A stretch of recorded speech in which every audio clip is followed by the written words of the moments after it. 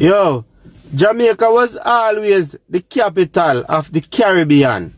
But right now, we hand over the capital to Guyana.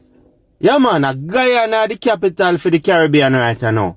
Do you them people that stand up for the right of that little girl and for justice? Them people that have heart and then stand up for what them believe and then stand up for justice. So right now, I hand over the capital of the Caribbean to Guyana.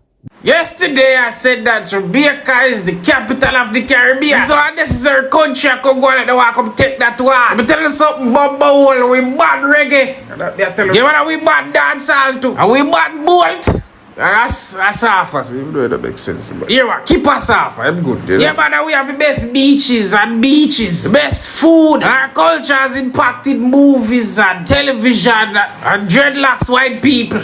When most people think of the Caribbean, they imagine white sand beaches, reggae music, and coconut trees.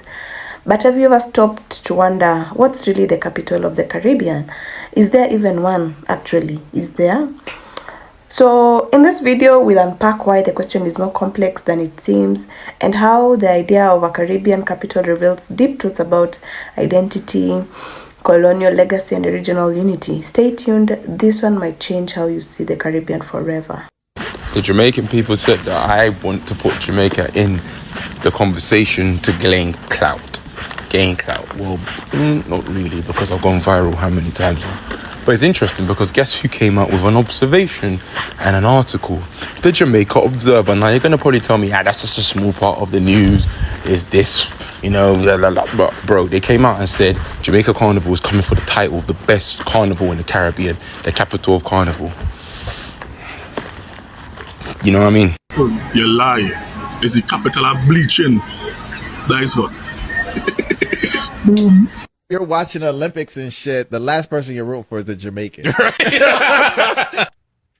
right, let me put this out there one more time. Jamaica is the capital of the Caribbean. We know that. Every Jamaican know that and believe that. And the first thing is you have to believe in yourself and love yourself. It's not our fault that you guys don't love yourselves and believe in yourselves. All right? Y'all say we act like we're better than everybody else. Well, maybe we are, all right? Because of that, Jamaica is Jamaica, and there's no other place like Jamaica. May I tell you that? I'm well-traveled, right? Every part of the globe where I go. If I mention Jamaica, them treat you like king. Garcia Shells, them treat you like king. Peru, Costa Rica, Dubai, Italy, Spain, all right? So, on go and eat. We love ourselves, and we are the And somebody please explain to me. And I don't want to hear it from no Jamaicans. I don't want to hear it. And you over there, you better just hush because I don't want to hear none either. Why is it that as soon as you tell somebody you're from the Caribbean, they automatically assume, or this is a response then, oh yeah, I've been to Jamaica. Like what? Like y'all really think that Jamaica is the only Caribbean island that there is? Don't get me wrong. Technically, I'm like Jamaican by marriage, it's but that's not the point in this that's not the point here. Why is it that people always assume that if you're from the Caribbean, you're from Jamaica? Like, it's not the only Caribbean island. Anyways, all your updates. My husband said that Jamaica put themselves on the map. I have come to a conclusion.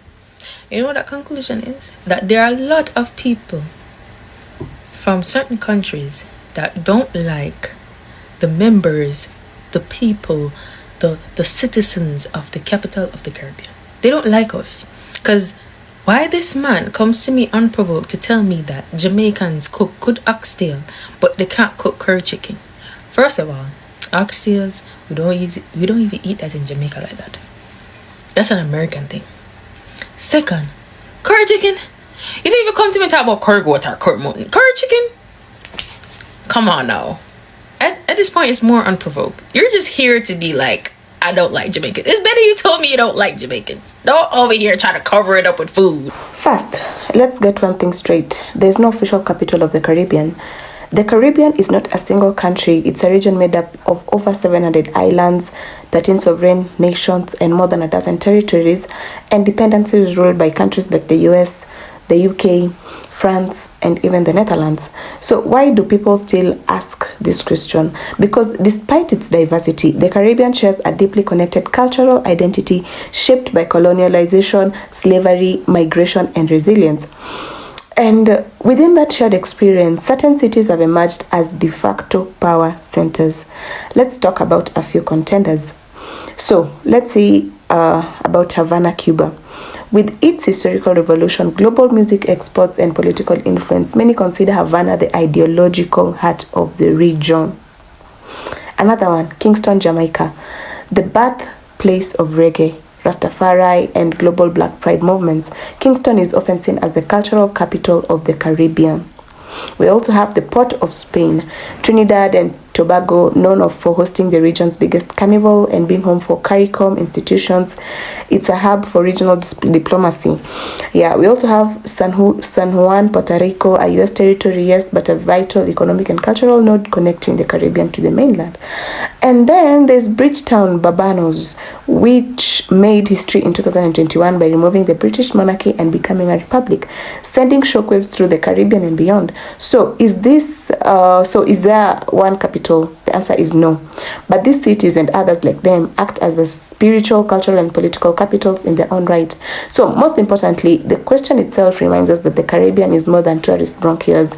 It's a mosaic of resistance, rhythm, and even rising power. So the Caribbean doesn't need a capital to be strong. Its strength lies in its diversity and even shared legacy. And that perhaps is the most powerful identity of them all.